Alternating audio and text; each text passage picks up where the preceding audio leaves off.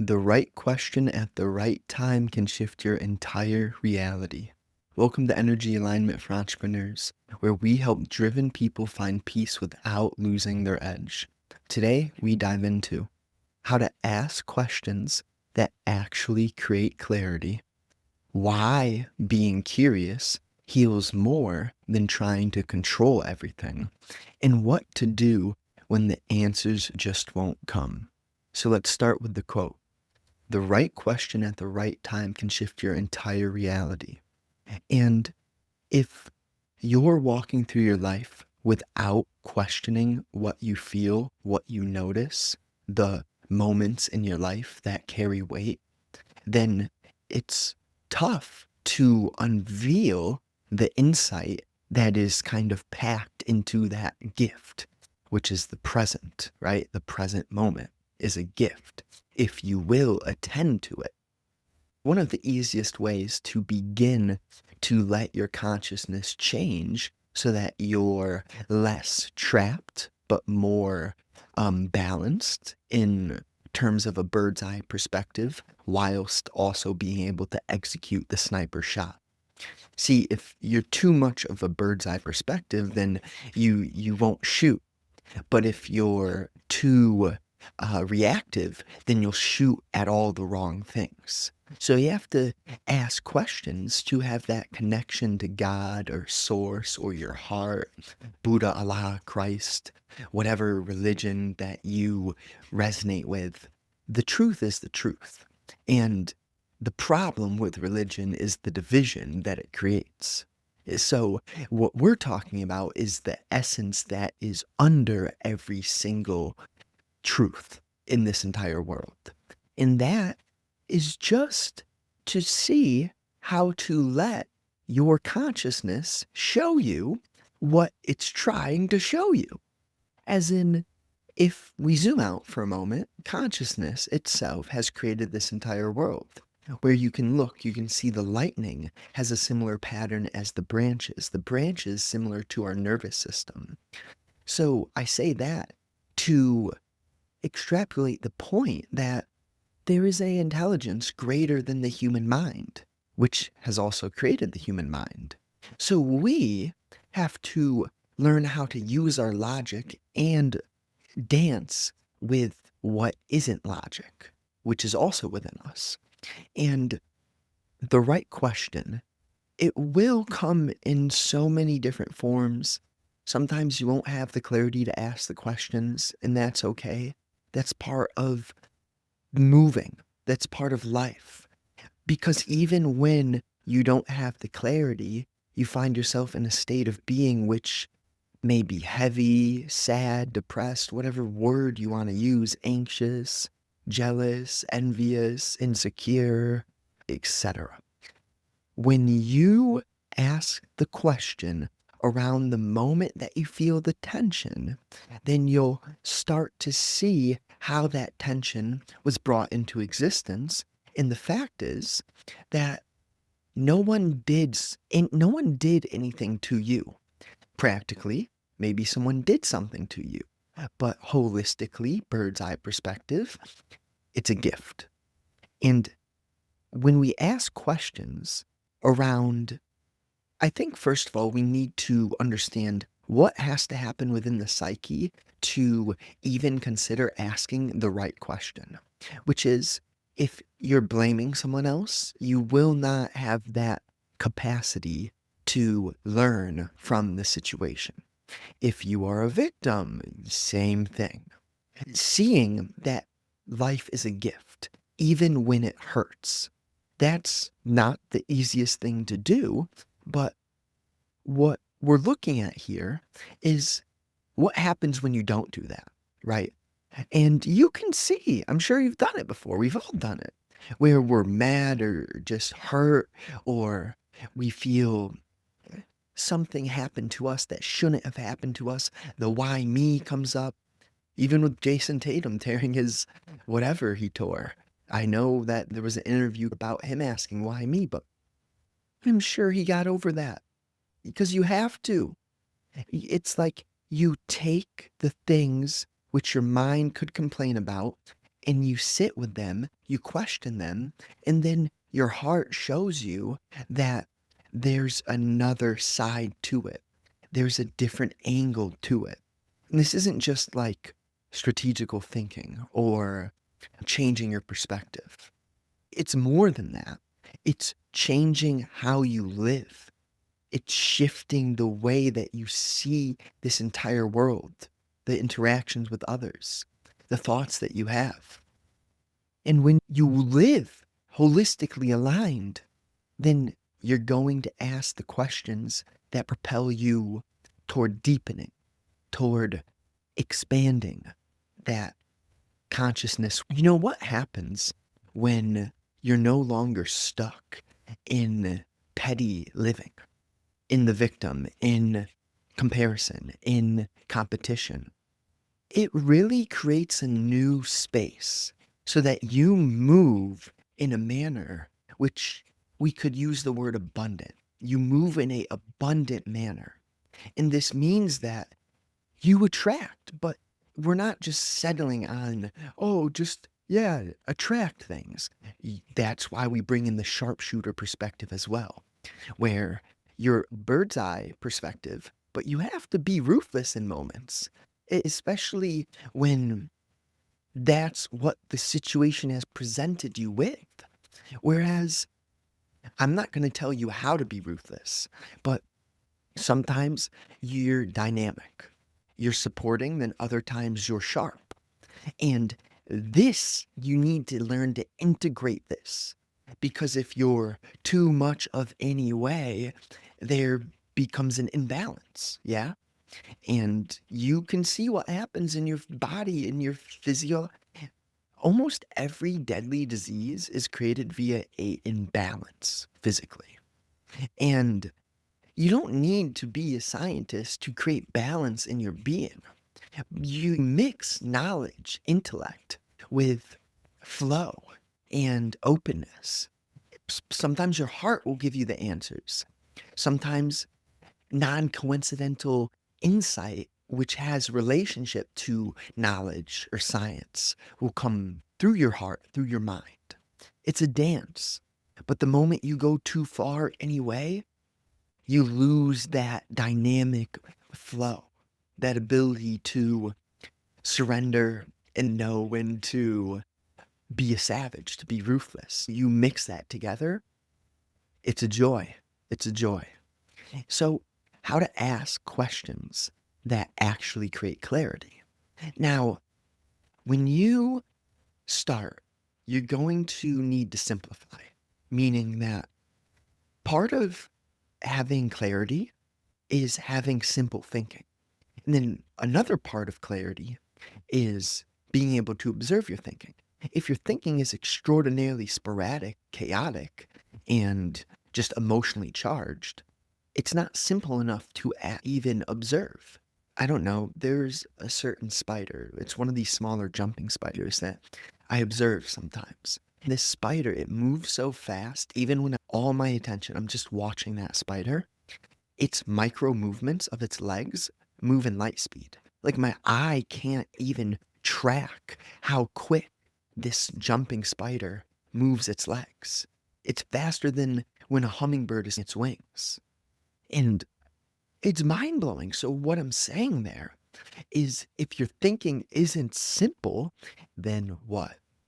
Well, you're not so emotionally attached to everything in your life because you're doing work, you're walking in alignment. So you have more of a space, accuracy in noticing the false, in hearing the truth, in dancing with the rhythm of the beat, which is there. You will naturally get good asking profound, powerful, and unveiling questions when you first start to simplify the way that you approach this world. Meaning that, your nutrition isn't something terribly complicated. You don't need to track macros. You do roughly track protein. You don't need to weigh your food. Like, integrate intuition with practicality. And that's how you get a feel for asking the right questions. Because heart-based path isn't just for nature. It's for business too. We're talking about asking the right questions in relationship to big business decisions, 100 mil on the line, etc., where you just don't want to rely on your mind solely to get an answer, but you have something which feels heavy that you need an answer to. So put all the variables into place. Be organized physically, be organized digitally, meaning that you don't have too many folders. You have maybe 3 to 5 core pillars digitally, physically. And then you have sub pillars. But if you're organized, then your thinking will be organized. Then when you're clear and simple, the intuition will be able to speak. You'll be able to hear it. And that's where the questions come from. But before you get the intuition, that insight, that source guided work, you have to show God or whoever you see to be the truth. The fact is that the names, the avatars, there are prophets like Christ, Allah, Buddha around this world. They're here. They're on this planet. And that's the trap of religion. It prevents you from having the awareness to understand that this game is ever going, that there wasn't just one Jesus. I'm not saying that Jesus himself, the second coming, I'm saying that there are individuals who catch on to the truth. The truth is what makes these people seem special. It's not them, their thoughts. Like, it's the integration, the embodiment, that which I'm doing my best to speak of here. I'm not implying that I'm special. I'm just saying that, the questions don't come via force. They come via a surrender, which is balanced with execution. So you will put in effort, but then you'll also understand that effort isn't the one path. What I'm saying is that this is an extraordinary, gentle, subtle dance that only you can walk for yourself. No one can walk it for you. I can say all I want here. I can share breadcrumbs. Maybe you hear, maybe you don't. But this is your life. It's your path. It's your truth. Now, that all being said, why being curious heals more than trying to control everything? Well, when you want to control, you're coming from a place of maybe you don't notice it, maybe you do, but the need to control something is hinting toward a insecurity. And this is where the balance comes in. I'm sure there will be a point in my life where I relinquish. But right now, being a young man in my 20s, I know there are certain things I have to burn out and do physically. Like I can't just spiritual away certain things. And one of those big ones for me is financial stability, abundance, so that I can build the businesses that really create an empire for this world, not for myself, but build something meaningful. That means I can't want to control everything. I have to learn how to surrender and be curious in how God is guiding me towards certain fields, certain avenues, rather than me trying to create a plan, a blueprint. In 2 years, I'll do this. In 5 years, I'll do this. Now, sometimes you do that, and that's the balance. For example, surfing and jujitsu. I said to myself, jujitsu is something I gotta start. It feels right. Surfing is next. Like, I gotta start that soon. Now, I'm not gonna force it. I'm not just gonna obsess over getting into surfing because there are other things that have to happen. But all simultaneously, it's this curiosity, this openness. Okay, I know I'm meant to do certain things. I don't know how exactly I'm going to let those things unfold. Where can I execute more? Where can I be a bit ambitious whilst not losing my sanity? Whilst not over attaching to a specific outcome and creating this excess potential of once I get this, then, because that's the illusion. That's just projected into the future. That's not real. So It's this game really of knowing who you are, but letting yourself learn each day. You don't learn via memory, projecting into the future. You don't learn via living in the past, your knowledge, your experiences, projecting them onto the moment now. You learn through feeling, attending to the things that arise, and then moving loosely every day, every moment, not thinking so much about yourself whilst also understanding that you're meant to do something. So, what to do when the answers just won't come? And, you know, when the answers won't come, you're probably seeking the answers. So, instead of forcing that key into the lock when it won't fit, do something else. Whether it be picking up a book, cleaning your house, building some wire racks, organizing the garage, grooming your dog, bathing your dog, cutting your hair. Do something physical if the answers won't come. If you feel off physically, walk, work out, laundry. This is always going to be the simple path to getting the psychological space so that you have the clarity which the answers are invited through. When you see and you notice that your psyche is small or closed, then you can change it. But if you don't question, wait, is this how I'm meant to feel? How did I create this state? If you don't question, then how are you going to get the answers? So it's this dynamic play where sometimes you wear the mask and then take the mask off. Understand when to do what. It's intuitive, but it can also be organized and structured. Where too much of anything, it just leads you down a dark path. Too much faith and intuition, excessive grounding in only the logical, limited. You won't have that power, that strength. But you dance, you put it all together, then you are no longer conforming because you see the answers are within you. You can learn from others. You can, team up with others. You can understand that your brain, your being, you've been created a certain way. Someone has been created another way. You're both the same, but you're also different. Learn how to mix.